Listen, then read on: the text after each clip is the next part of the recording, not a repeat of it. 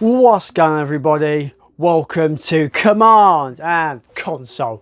My name is Jason. Today I just want to talk about a few games that I've been playing recently, mostly PS5 and PS4. Let's get into the games that I've been playing. The first game I want to talk about briefly is Ratchet and Clank. Last time I spoke about this game I was maybe halfway through. Obviously that was a while ago now. I've had my PS5 for quite a while, so yeah, I beat this game. I didn't get the platinum or anything like that. I just finished the story and was really happy with what I thought about this game. This game was so much fun, and I felt like the mechanics were really fun. The combat was engaging, and swapping between weapons was really fun. And there's a lot of weapons in this game. There's loads of weapons in this game, and what I like the most is there were some side missions that made you kind of focus on certain weapons, like the arena, for example, would go, oh, in this part of the arena you've got to kill the waves with just this weapon. You can't swap weapons, you've got to only have this one, and you'll just be jumping around trying to find ammo for it because you've got to defeat this wave of enemies. The biggest thing for me about this game was the load times. There's literally zero load times in this game. It's literally just seamless. When you're going between different dimensions, it's literally just a beautiful seamless transition. There's no load screens, there's nothing like that. This game just played absolutely wonderfully, and it's absolutely beautiful as well. It's wonderful to look at. What an amazing treat to the eyes for new PlayStation 5 owners as well, like from myself. But yeah, if you've got a PS5, this is 100% a must-own platformer. It is great. I give it probably a 9 out of 10. It's awesome. That's Ratchet Clank. I moved over to PS4 and I played Resident Evil 8 Village. I was a long time getting to this one, about a couple of years late to this one, but wow, this game absolutely engrossed me from minute one until the end. This was a fantastic Resident Evil sequel. Again, probably a 9 out of 10 for me. I loved this. Everything from the characters, the boss fights, the survival mechanics, everything about this was absolutely just engrossing. And some of my favourite moments in this game were just exploring the village, finding ways to unlock different areas of the village and different rooms, and just hunting for cool shit. It was so much fun. The story was pretty cool as well. We return as Ethan Winters from Resident Evil 7, but stuff again goes just weird and crazy, and you've got to survive. Yeah, there's some just amazing stuff in this game. The Lady Dimitrescu fight is just great. The character is awesome. Daughters were just quite cool as well in their design and how they kind of had their different personalities, and they just wanted the man's blood kind of thing. It was really cool. The castle segment is amazing. Really cool architecture. The graphics are unbelievable. I got the PS5 upgrade for this. It looks incredible. There's so many moments that were just so much fun in this game, but like I said, my favorite part is the exploration, looking around the village, realizing you can go through certain doors now because you've got certain items that can actually bypass things. It's pretty much a Metroidvania kind of game. Is that your certain paths are blocked off to you until you find the correct item to bypass it. I love the aspect of all the other games in the Resident Evil franchise, and Village is no exception there. What a game, absolutely amazing. And it's got also replay value. As you play through the game, you earn coins, and that allows you to buy certain upgrades after you beat the game for New Game Plus, like Infinite Pistol or Infinite Shotgun, or my favourite, Infinite Magnum, because it's OP as all fuck. But yeah, this game is amazing, and it ties back round to the original Resident Evil game in a really cool way. If I was going to give a bit of a downer for me, if there was a bit of a negative for Resident Evil 8 for me, it will be a specific boss fight later on in the game against a fish monster. It's very underwhelming, it's uninspired, and it's just you figuring yourself around a maze-like platforms around water, trying to get around, trying and figure out how to kill it. It's kind of dull, and probably the weakest part of the game in my opinion. But overall, this game is a 9 out of 10 for me. I adored it. Capcom is just hitting it out of the park lately with these titles. Resident Evil 7 is one of my favourite PS4 games, period. So this one, I can't decide whether I like this more. I think I prefer 7 based on it's more of a horror experience. This one has that literally perfect balance between the action side and the horror side. Literally perfection.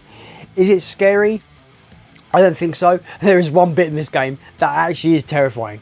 I don't want to spoil it if you've not played it, but yeah, there's a certain point in this game where I was literally terrified. I was like, don't do this to me, game. I don't want to see no more of this. It's horrible. But yeah, if you played it, you know what I'm talking about. It gets horrible halfway through. There's one sequence in this game that is fucking horrid.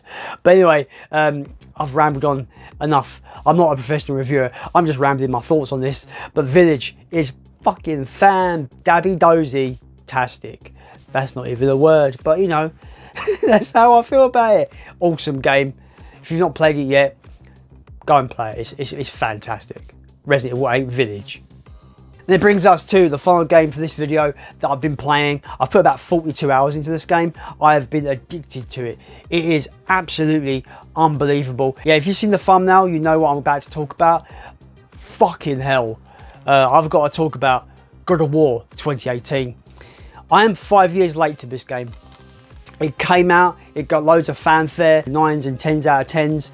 It got loads of fanfare. I saw loads of pre-release stuff. So by the time I picked it up when it came out, I felt like I'd seen a lot of it. So I didn't really feel like I wanted to play it. It's been on my shelf in my PS4 collection for 5 years. And since getting my PS5, I was like, this is the perfect time for me to actually delve into this one.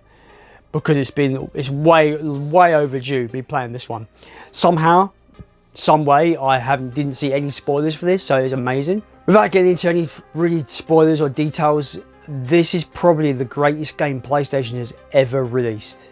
That is a big statement, I understand, guys, but this game is an absolute masterpiece. It's an absolute marvel to behold. The mechanics are amazing. The Leviathan axe is such a cool weapon, and you throw it like Thor and it comes back, and if you throw it at enemies, it freezes them in place. It's like a frost. It's got frost magic. The original God of Wars were very kind of simple hack and slash kind of stuff.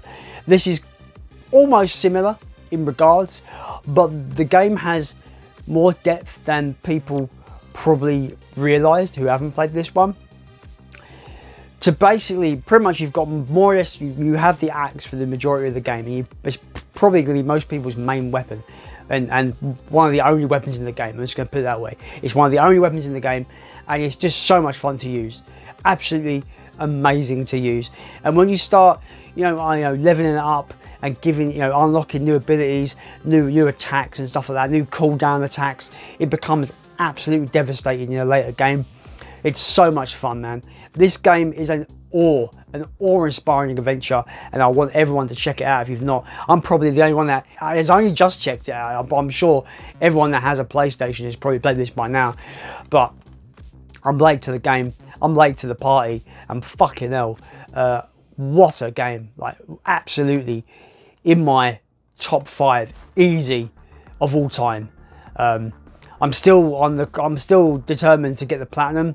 I'm so close. I'm about halfway through the platinums. I'm just been trying to kill the Valkyries, because towards the end of the game you get these Valkyries. They're like optional boss fights, and they are rock hard. They are very, very hard fights. I think there's 9 of them altogether, and I think I'm halfway through. I think I've killed like 5 of them. So that's going to be fun. There's a lot of trials and tribulations when it concerns the trophies. There's some things I've got to do that seems they're going to be really difficult. But I'm determined to get the platinum on this. I want to keep playing it. It is unbelievably amazing. I love it. It's pretty much a 10 out of 10 game for me. It is incredible. The character development between Kratos and Atreus is absolutely beautiful. It's his father that doesn't really know how to treat his son right, and doesn't want his son to turn out to be like him, with his past and his rage. And it's such a beautiful dynamic where you see their relationship grow as the game goes through its story. It is wonderfully well done. The character development for Kratos in particular is wonderful. The Kratos from God of War 3 and the Kratos in this one, they're almost polar opposites in their character. He's wise, he's older and wiser, and knows when things need to get done. Those people that not got no relevance to us, we got to focus on what we're doing. He's more kind of grounded and more focused on what he needs to do, but if he has to unleash his rage, he's going to if he needs to. Such a great character. one of my favourite game characters of all time, especially from this game in particular. God of War 2018 is a fucking masterpiece. My favourite PlayStation game of all time. I can say that with absolute confidence. It used to be Last of Us, but I think this game just tops that game in every other way. In every way. Very different games, of course, but I think story-wise, it's my favourite story ever told in games. Yeah, this is fucking awesome, and I want more people to play if you haven't.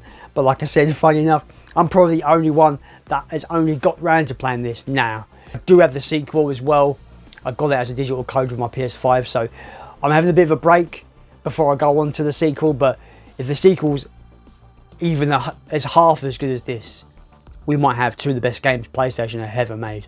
But God of War 2018, wow, that's all I can say, guys. This game was just everything I wanted and more. And yeah, I can't get over how great this game is. Dad of boy indeed. Holy shit, this game is awesome. So that's it, guys. Those were just a few games that I've played recently, mostly to completion as well, and I just adore them. They're three great games. God of War, like I said, is like a masterpiece to me. Resident Evil Village is still one of my, probably up there with one of my favourite Resident Evils. It's really, really good game, really great fun. Story's great as well. But yeah, Ratchet Clank is a fun platformer with a ton of weapons to play around with, and quite a fun story as well, to be fair. As always, guys, let me know any or all of your opinions on these games down below. And as always, let's continue to build a games collection.